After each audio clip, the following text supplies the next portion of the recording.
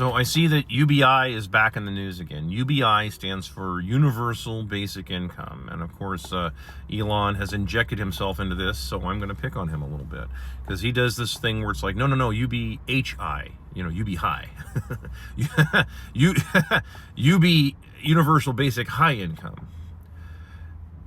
That's not for you, the American people. It's really not. I'm not saying that like that's not for you, you should pass on it. I'm saying that isn't to help you, the American people. That's to keep giant companies from having to lower their prices. They either have to raise their wages, okay, or they got to lower the prices. That's it. We're at the point now where people are setting buildings on fire, and not enough buildings on fire. I mean, like, so you do you, but there's definitely a trend, an upward trend towards buildings being lit on fire, because people are getting really upset, and they're like, well, okay, I mean, like, this is ridiculous. They're going beyond the idea. This is where governments start to break down. I don't know if you know this, by the way. You know where governments come from? They come from, this is where the governments all start. There's something horrible going on over there. Oh my God, somebody should do something. Not, oh my God, there's something horrible going on there. I should go over there and help. Yeah, governments come from somebody should do something. That's where governments all come from, and you're not going to get rid of that, by the way. Just, I mean, for my hardcore like anarchists out there, you're not going to ever get rid of that. You're never going to get rid of that out of people. Okay, that's a human nature thing. You're never going to get rid of that. So, the best thing you can do is have like a really tiny, insignificant government. That's about the best you can hope for. Best you can hope for is a republic, a small, limited republic. Okay. Be it as it may, staying back on topic with the UBHI thing, that is so that companies can have a way of saying, see, look at the people, we've placated the masses. The masses can, hopefully they can afford to pay their bills now and not burn our companies down any longer. Or show up to work on time, or start to show up and actually take it seriously. None of that is how any of that works. It's just not. That's not how human nature operates.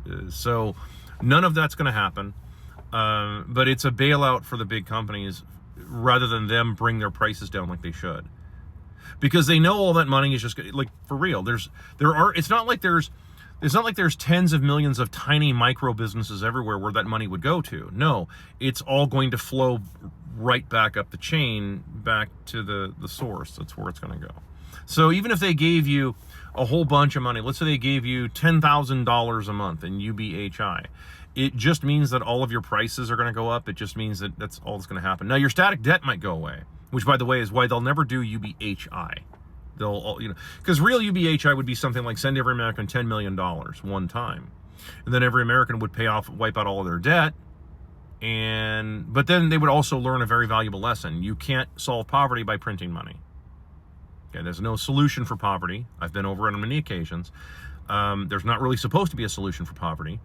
But you certainly can't do it by just printing a bunch of money, because the Soviets tried that, dude, where everybody has everything all the time.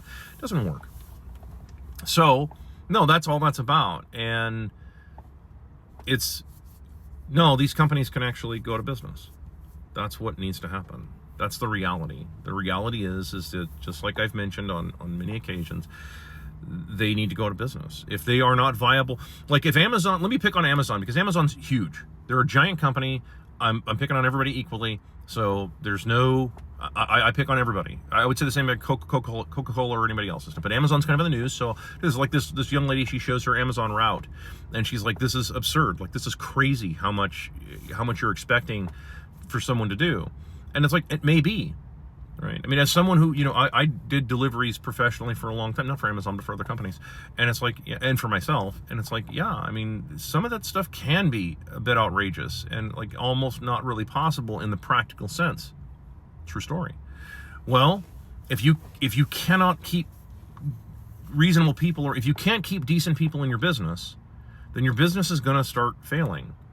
Remember, there's two things that you compete for. In any business, in the real world, everything's downstream of this. You compete for two things. The first thing is customers, obviously, because business and commerce, that is selling something. You have to be selling something. You have to have some kind of a product. or something that people want to buy, and then you can sell it to them, right? Okay. That's really simple. It's really simple. It's real basic. And that doesn't, there's no politics involved in that. That's just basic commerce that we're talking about, okay? There's no isms involved. That's just, hey, you make a product, and I come into your store and I say, hi, wow, that's a cool product. Explain it to me. And you explain it to me, and I say, I want to buy that. And we do commerce, and that's it, all right? That's really basic.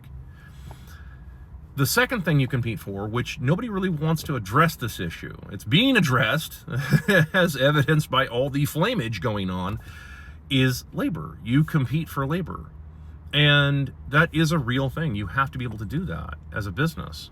If you want, now you can just be yourself. You can just do the business yourself. You and maybe your wife and like 2 other people. And it's like, yeah, that's a small business, or family businesses. There's lots of that. That went on that's thousands of years old. None of this, by the way, is anything new. This is thousands of years old. This is not a new concept where it's like, wow, the mom and pop own a little store, and then they have a couple of kids, and the kids work the cash register when they get a little older, and they just start wanting to learn the business. That's thousands of years old. That is not new. There's nothing new about that. Okay?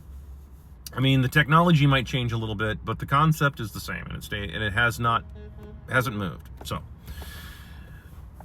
if you have all of these kinds of things going on, then yeah, you're competing for your labor. And if you start to try and grow, and you're like, oh, I want to have a whole bunch of labor, and I want to get a bunch of people here, well, then you have to compete for those people.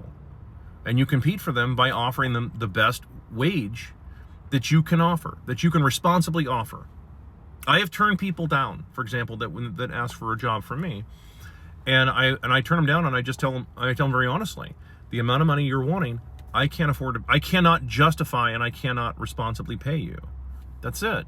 And you see what I'm saying? It's just, in other words, it'd be like me going into your store, and you say, I've got this product, and it's whatever, an ounce of gold. That's you want 1 ounce of gold for it. And I say, wow, I can't afford that, but I can give you a half an ounce of gold. And then you go, I'm sorry, but the price is the price. I can't sell it to you for that. That's it. In other words, the transactions have to be win-win or no deal. Again, this is really basic stuff. This is super basic. But that applies to wages. If you can't afford to pay people, and they start going, dude, I'm not going to work for you anymore, or I'm going to and of course people, there is this thing where you're not entitled to a job, and that's true. You're not. I mean, you should go start small businesses, but unfortunately, small businesses have been interrupted. The growth of small businesses is interrupted because there's, number one, a huge amount of regulations that need to go away. But the other thing is that the dollar, the US dollar, we're back to this again, is a direct subsidy because, of course, they'll print dollars to bail out all your competition. They got no problem with that because, remember, all your big competitors, they went to the island. Right? See how this problem kind of always comes back to this? See why people are so pissed about that whole Epstein thing? Yeah, it's because it always comes back to this. It always leads back to this. Every single time it leads back to it. So, okay? Every single time it comes back to the exact same fucking problem. They can print money and give it to your competitors, so therefore your small business can't function. You're not even able to make enough profit to survive. We're not talking about building 20,000 square foot mega mansions.